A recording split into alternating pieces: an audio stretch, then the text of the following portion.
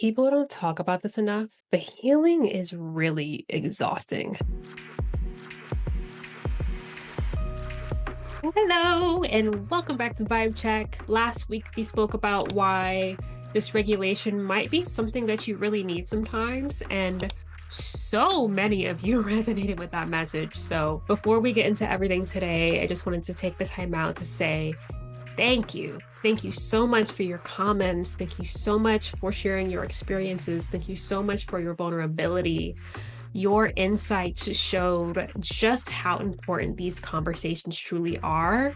And this is exactly why I created Vibe Check in the first place, so that we can have this dialogue with one another, so that we can hold space for one another. So again, just thank you so much for the ways that you showed up. Today, we are keeping that same energy, except this time we're diving into healing fatigue. If you've ever felt like healing is wearing you out, stick around because we're going to explore some of the deeply ingrained reasons why we feel that way that are also really overlooked. And we'll also talk about how you can move through it without burning yourself out. So allow me to just kick things off by keeping it real with you guys. I think for the longest time, I thought healing was a straight road, right? Like you do the work, you journal, you meditate, you reflect, you keep pushing forward, and one day you're gonna wake up lighter and more transformed and more healed. And then I hit a wall. And despite doing all the right things, despite journaling every day and meditating and trying my best to be self-aware, I wasn't feeling lighter. I was actually feeling really, really drained. And I feel like many of you can probably really relate to this experience, right? Healing really started to feel like another task on my endless to-do list. And for anyone who's into astrology, I have 6 Capricorn placements in the same house. And so I am a hard worker. You may recall in a previous video that I referred to myself as a recovering go-getter, and that is very much the case. And so when I got to that point, when I felt like healing was becoming another one of those things that I was just checking off, that is when I really realized something big, which was healing isn't just about doing. Healing is also about integrating. Even as an embodiment facilitator, even as a well-being coach, am humbled to admit that I often have a hard time slowing down. And I think so many of us get so caught up in chasing the next breakthrough that we forget to actually slow down and smell the flowers, so to speak.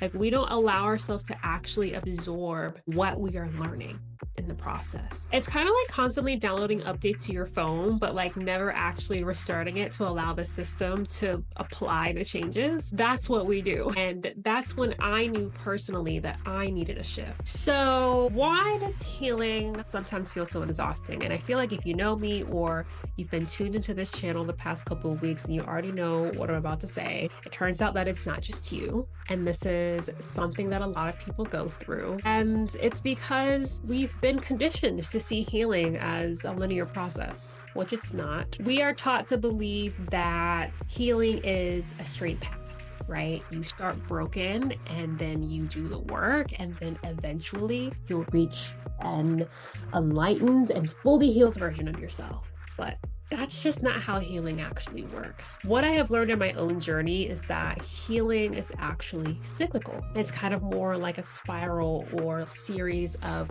peaks and valleys more than it is a straight line. And yes, you move forward and sometimes you ascend upward, but then you also revisit things and you take a step back and you reflect and you rest. And so growth really isn't just about momentum.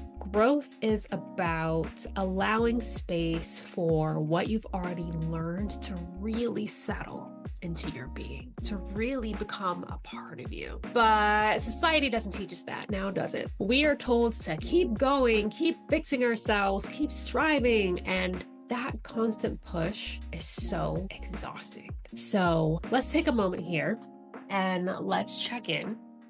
And I want to ask if any of you have ever felt like healing is just becoming another obligation. Like you are constantly trying to fix yourself instead of actually feeling the shifts. Drop a yes in the comments if this is your experience, because I know I've definitely been there. There is research in psychology and somatic therapy that says that true healing happens not just in the work itself, but within the pauses between the work. And it's in those moments of rest that your nervous system is able to recalibrate and integrate the shifts that you've made. But most of us don't actually give ourselves permission to rest. And I think it's because we are afraid that we'll lose progress, or we'll fall behind, or we'll get stuck. At least that's usually my reason for not wanting to slow down. And what really ends up happening is that it keeps us from the most sustainable, long-lasting healing that we can achieve for ourselves. So let's talk about why we approach healing this way. A lot of us are stuck in a self-improvement loop that mirrors hustle culture. We've been conditioned to believe that we're never enough as we are, that we must always be fixing and optimizing and evolving. And much of this is connected to the Protestant work ethic that I referred to in the Vibe Check episode about turning 35, being in your 30s, feeling behind in life, and how that mode of thinking causes us to feel like we are never doing enough unless we're doing more. This is all connected. This is all by design. And I am here to challenge that, as I always am, and to ask, what if healing isn't always about constantly fixing ourselves? What if it's about learning to accept and care for ourselves exactly as we are? Flaws and all, pain and all, shadows and all. I'm really big on shadow integration, by the way, as you'll learn the more you watch my videos. But yeah, some of my most profound healing moments really didn't come from figuring out another wound. They really came from the moments where I allowed myself to rest, to live without constantly trying to analyze and unpack my growth every 5 seconds, because I get caught in that loop a lot. Healing isn't just about doing. Healing is about being. And rest is healing too. Rest is productive too. It seems counterintuitive, but it truly is. And like I said, the never enough mindset, that's not a coincidence. That is capitalism and hustle culture and even the wellness industry fully at work, right? And they all fuel this idea that we must constantly be improving and constantly evolving and constantly healing and constantly ascending. And everywhere we look, there's another course and another book and another ritual that is promising to help us reach the next level. And I feel like healing has just become another productivity metric. And this is something I've been sitting with a lot as a practitioner and asking myself, am I contributing to this cycle in any way?